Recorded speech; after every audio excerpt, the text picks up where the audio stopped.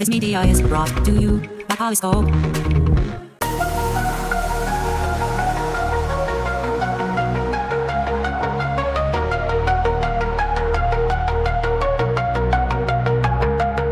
In the realm of tomorrow, where techniques mind, we ponder, we dream.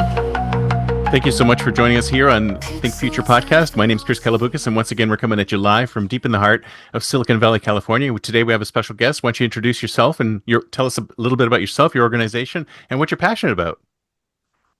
My name is Gal Borenstein. I'm the CEO of the Borenstein Group, a B2B technology marketing agency that they started almost 30 years ago. And I was Wow, very that's amazing. Congratulations. Yeah. And I was very lucky to fall into a whole kind of new genre, if you will, of marketing, working with technology companies. And my passion is really to kind of build trust within branding for companies and really teaching them how to express their brand with differentiation that people can trust, and then eliminating the things that people don't trust unless you do it right. Right. So you've been in this business for a long time. You must have seen many changes over time. Can you tell us a little bit of like some of the most major changes that have affected the industry? Well, I have two answers, or two kind of parallel work stream, if you will. The first is at every generation of technology that I remember, think back to the days of the fax machine got introduced, and then many companies decided not to use it anymore because the paper was expensive.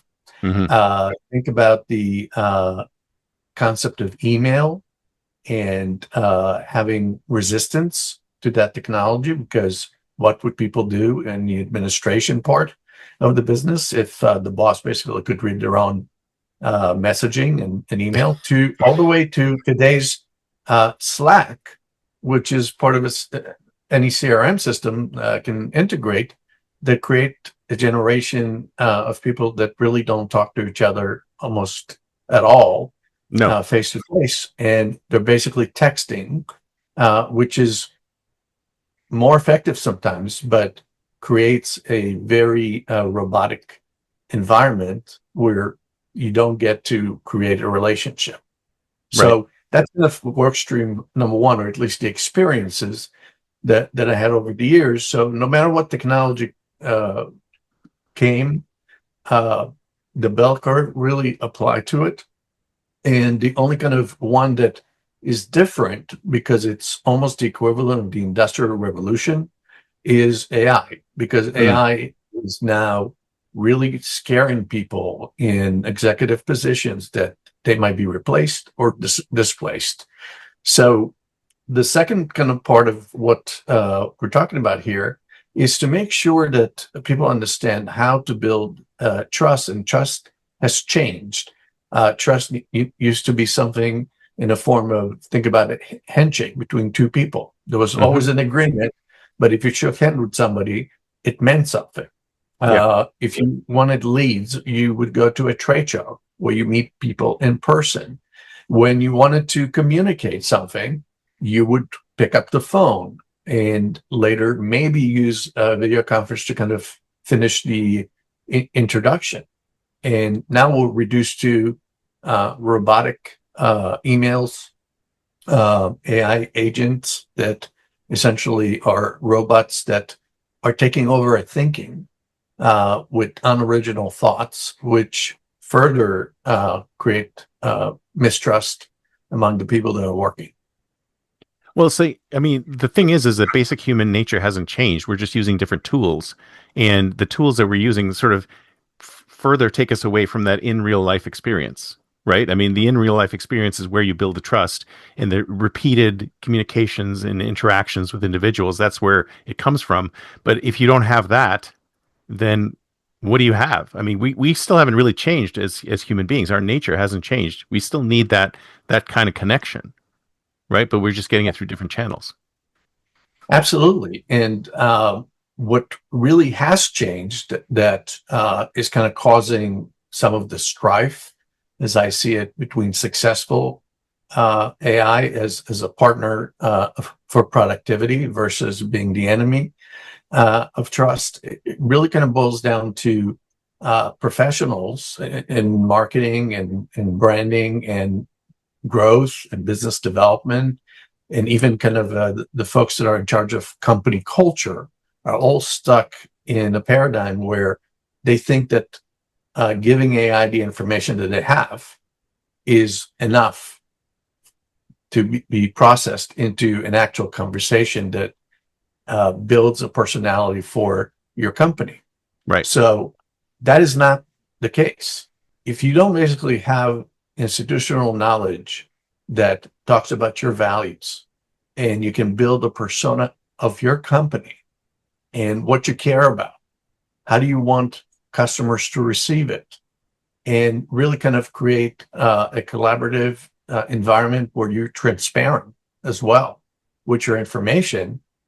All you're doing when you turn it to an AI agent is really mass replicate mistakes or mass replicate all the things that you don't want Right. in terms of communications. And then there's privacy. A lot of companies, as I kind of researched for my book, Don't Believe the Hype, it really boiled down to the fact that there is no governance, and it's up to one person that is kind of coding the agent and or the robot, and it really doesn't go through kind of the same scrutiny that an accounting system would be put in place. And most people are really adopting it because of FOMO, because if they think that if they don't put AI and integrate it into their system, they're going to lose and be irrelevant very quickly. And the reality is when you rush through something that is so complex yet so simplified, and you haven't developed the strategy, messaging, differentiation, what you're going to get is, yes, you have a KPI that says that you send 10,000 emails and you got 30 leads or 100 leads or whatever the number is as a KPI. But that KPI means nothing when it comes to actual engagement. And getting from point A to point B faster, which is what trust is all about. If I can get an appointment with a prospect or somebody that I want to talk to, accelerating the conversation from I don't know you to I know you and I want to work with you and I want you to work with me is all about human-centric thinking that has passion, that has a heart to it.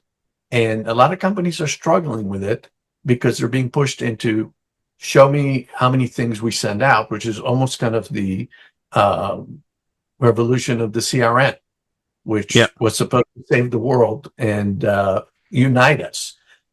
These are all great tools, but behind the tools have to be human beings that are intelligent enough to take the values of the company, take the values of your product or your service, and wrap it with emotional appeal that makes it something that people can understand and relate to.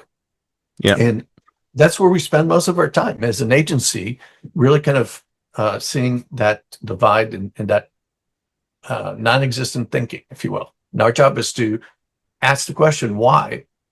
And then how do we get there? Through really kind of probing about the values of the company and the values of the CEO and the CGO and the CMO. And when we do that and people are collaborating with their partners, a lot of good things happen.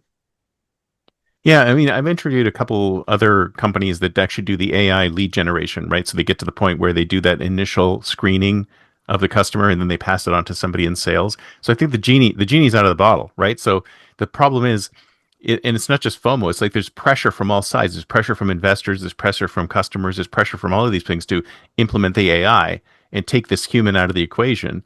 I mean, how do you push back against something like that? I think this is where leadership comes to play. I think that the concept of AI being integrated into companies, especially the ones that have investors or they're publicly traded. AI right now is the shiny object Mhm. that without having AI or AI enabled or AI power, whatever word you use, is a shiny object to say your company is on the leading edge of whatever it is that you're doing, whether you're a cybersecurity company or you're baking bread. Yeah. You're using AI, therefore you are smarter than the other company.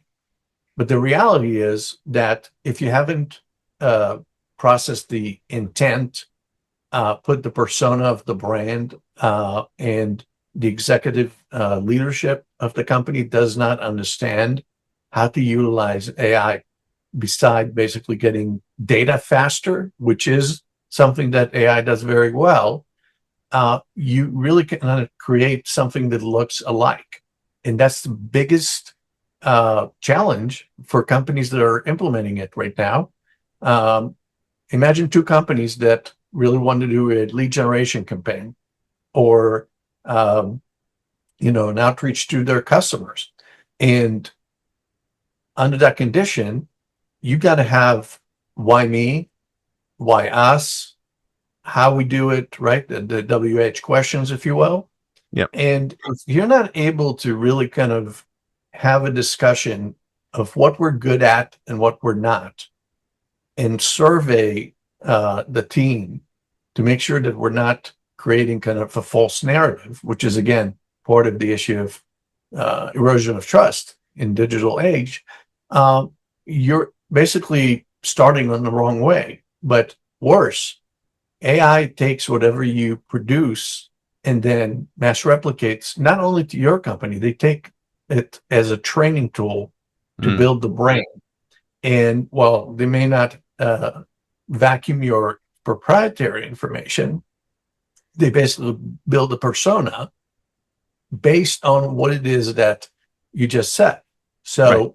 if it's ineffective, you don't really know it until you send multiple campaigns, and it's too late by then because you missed an opportunity with decision makers that you don't know. And your introduction is, hi, there's a robot that I'm talking to. And it's so obvious. Yeah. And those signals of, not being authentic is really what's ruining that process. Yeah. And the thing is, I think a lot of people get the output from the AI and they look at it and they go, well, that's good enough because it saved me so much time in hiring copywriters and artists and things like that. But the reality is that we can tell, right? I mean, the people who are receiving these messages, they're seeing this content. They can tell that this stuff's been AI generated, right? I mean, they know Yes. that there's not a human behind it. Yes. I think there's always a human behind it. The question How far is this behind it? human?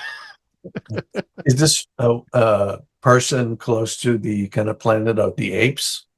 And then pick your side. Which one your company is? Is it an ape or is it the human being, if you will? Right. And the reason I use that kind of adage is because a lot of times what we do, like you just said, is we kind of just push information without thinking about what we're actually pushing. And then we send it to a bunch of people that are not well qualified. They might be qualified by numbers or by standards that belong to the CRM days when CRM was new. They have the wrong KPIs, which is a big thing. The KPIs that typically are used in marketing and sales are based on things that you can see, which is great in terms of data. So you send an email campaign that was personalized because you used an example of somebody's business. That's a very common module that is being used. But they don't measure acceptance rate, engagement, and actual conversations and the quality of the conversations, which Right. are the real KPIs. And then the time to close between the beginning and the end of that process, is not really centric in terms of how people are thinking about it. So the successful companies are the ones that actually are going through that due diligence process and then test different approaches. Not one approach is correct for everyone, but at the same time, you got to really have an understanding that it's not about you, it's about what you're communicating the value to your customers. Are you finding that AI campaigns aren't as good as human created campaigns? Like that they're not getting as much engagement, they're not getting as much response, they're not getting as much return?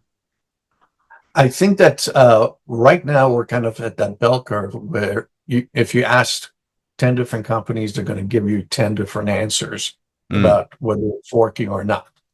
I have no reason to believe, based on seeing companies that are using those tools, to say that they don't work when it comes to productivity, market research, creating even a persona, or what is called ICP, to really kind of understand how you can send 1,000 emails or 1,000 pieces of information to someone instead of having 100, just because you can mass replicate something.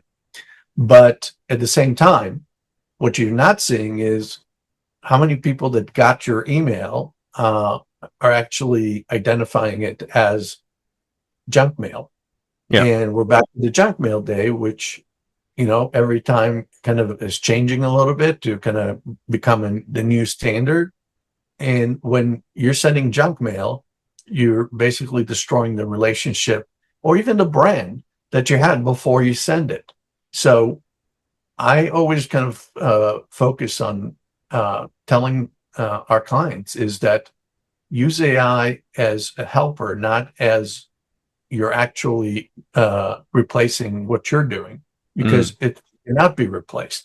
In fact, if you're basically in a position where you're thinking that AI will replace you or displace you, you need to ask the question is, do you know what you need to know about the business? Mm. And then apply AI to it. So we need smart executives. We need people with substance. And AI is not going to replace that part. It's just that if you don't know anything and you don't provide any original ideas, it will copy exactly what you say. And, depending on the acceptance level of your target audience, if it's an impulse buy, it might work on a consumer side, but not when you're dealing with business to business, where transactions are, multi-million dollars. They take sometimes 6 months of negotiations and meetings to actually get to a point of a sale, which is all about connecting the dots between the persona of the company, the persona of the individual business developer or the growth person that is actually going to have the relationship, and then making sure that the whole process is human centric. It's interesting you should say that because I would think that B2B, especially high ticket B2B sales, would not have any AI in it whatsoever, right? Because you need that human touch, you need that connection to happen. I mean, I can see, like you said, impulse buys, quick consumer things. You can probably use AI to get a portion of the audience, not everybody, but with B2B high ticket, I mean, why would you ever use AI? Period. Makes no sense. Because you were told that the other companies are doing it and they're having success, which is typically a legend or kind of a spin that goes back to what we talked about, that brands try to differentiate themselves by saying we're smarter and we're on the edge of innovation because we're using AI. But in reality, AI is not really what the company does. And they kind of basically suck it into that framework where they think AI is helping, and Mm. AI is not helping unless you are kind of setting the direction, setting the relationship. And, that's really kind of where companies fail to succeed. And in B2B, especially because, like you said, trust is at the core of how you develop a relationship.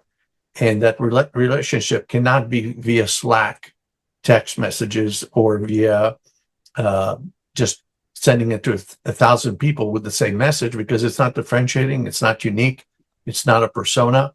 So I think there is a generational gap as well that is kind of we don't have an option to Yeah, kind I of was about to change say that. that. It's like you said, But generation. we need to Like be it popped into my cognizant. head, and I thought there's definitely a Yes, generational gap. so it's about being cognizant that Gen Xers that are closer probably to be the executive management in corporate America, uh, with millennials as well, are really kind of from a generation where relationships were still personable, and the tools that were used were still basically flesh to flesh, if you will.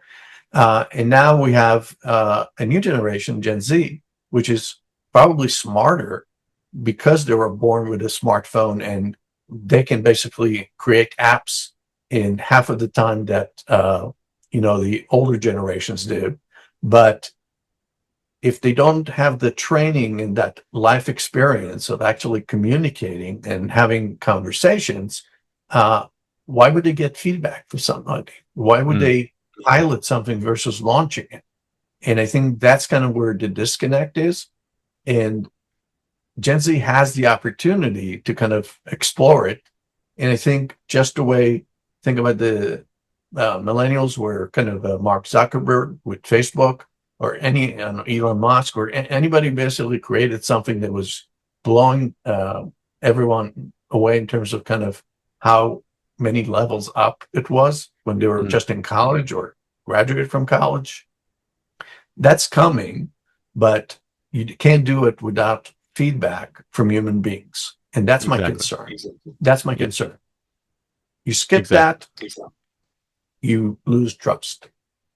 So, are you seeing? I don't know, but I'm seeing sort of like a pushback against AI, a pushback against not in real life experiences. There's actually a number of new social networks that are starting up to try and encourage people to meet face to face again. And are you seeing that as well, where there's a pushback against too much automation, too much Yes, disconnection?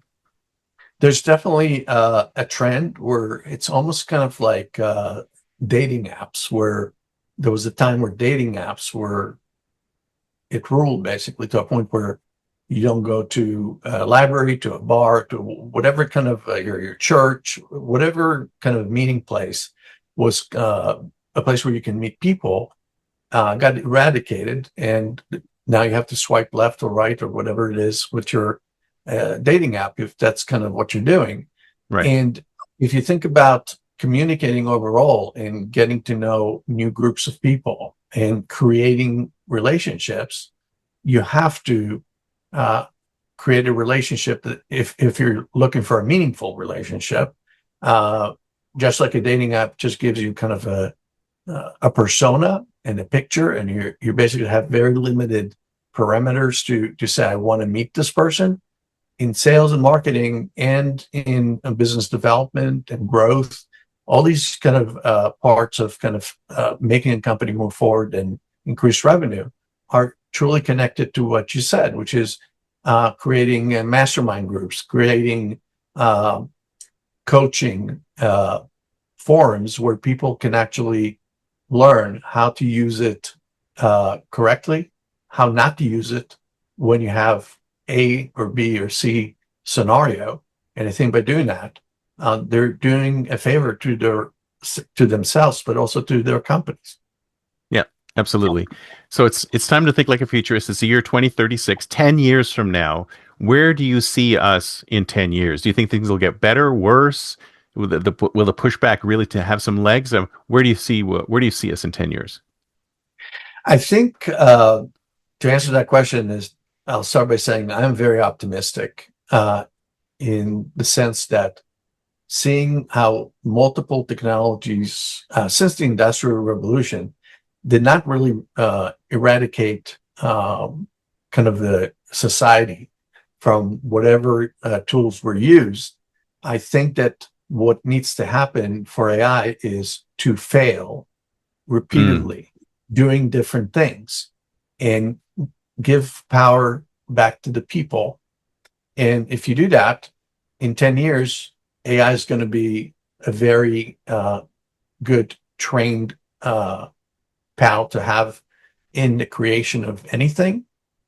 But I do not believe that AI even at its most autonomous environment that people are talking about now, where the robot does everything for you, is ever going to be able to replicate emotions and what people actually feel versus scripting, which is kind of a side gig, if you will, for doing something right. So I'm very optimistic that AI will be a companion, an integrated part of any company.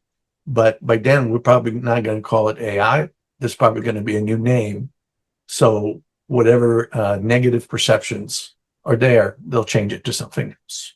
Yeah, but this is what human beings do, right? When we invent something new, we go all in, right? We go all in, we use it for everything, and then we realize, wait a second, this is not, we can't use this for everything, right? We have to pull back and pull back and pull back.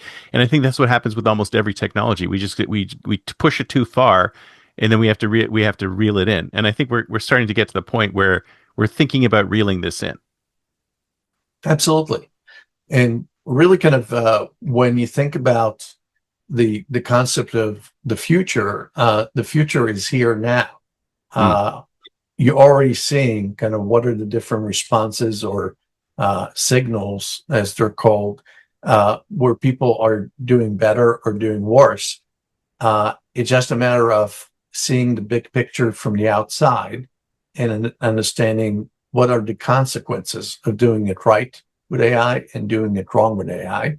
And I always go back to, again, if you don't build something that has the feedback built into it, has new ideas, innovation, not replication, originality, authenticity, transparency, good data governance issues that get resolved, that's really kind of where the issues are. And the more we solve them, the faster we move into that kind of a positive outlook about AI.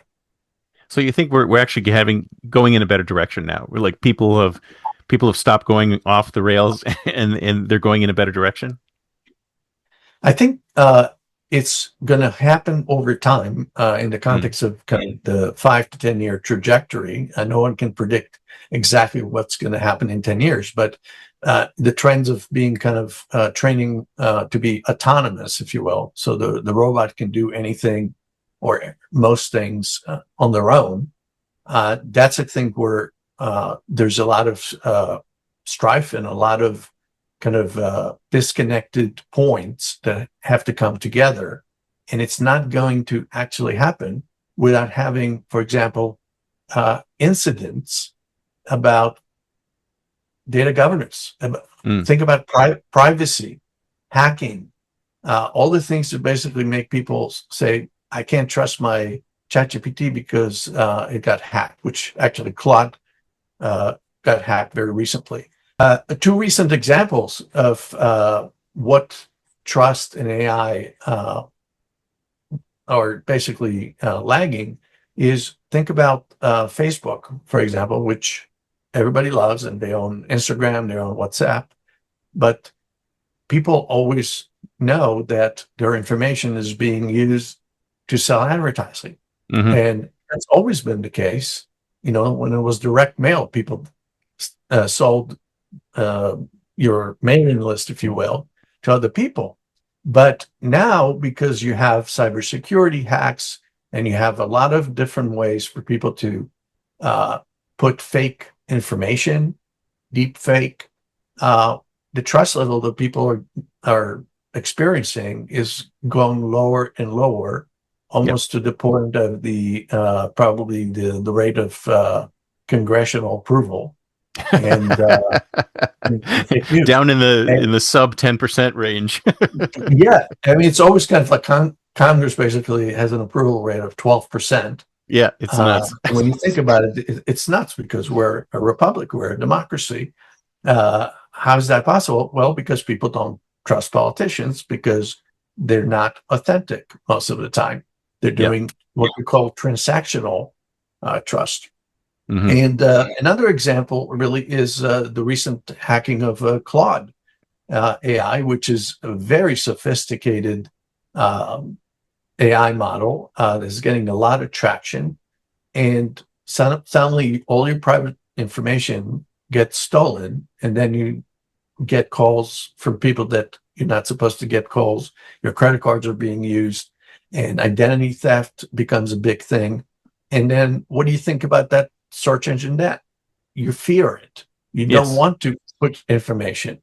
And if you don't want to put information, that model needs fixing. So it's called governance. And I think that's another area where most companies don't really have the discussion yet. And they need to, because that's where the ethics, the value of the company, and the value to the customers that they pay attention to needs to be on point. So they basically need to do it thoughtfully, roll out AI. Yes. Very cool. All right. Well, thank you so much. This has been great. If someone wants to get in touch with you, what's the best way? The best way is to reach out through LinkedIn. Mhm. My name is there, and I'm happy to kind of assist and provide advice and insight to companies or executives that need a second opinion sometimes about what they're doing. And that's, gratis, because we're all a community of thinkers and learners. And I don't assume to know everything. I'm going to make mistakes. I'm human. And that's how we should approach what AI can do, in the sense that it's not a human. So it basically always says or predicts that it's 99% accurate. The other place which you can look is on Amazon.com, where my books are, with the latest book being Don't Believe the Hype, When Trust is on the Line in the Age of Digital and AI, which is kind of like a handbook to help executives understand what the issues that they need to look at and ask the right questions, because the answers may change over time. But if your foundation is not solid, then that shiny object that you got becomes your reputational damage, if you will. Absolutely. Well, thank you so much. This has been great. I will put the links, all the links below in the show notes so people can go direct. So thank you so much. Thank you so much for having me on the show.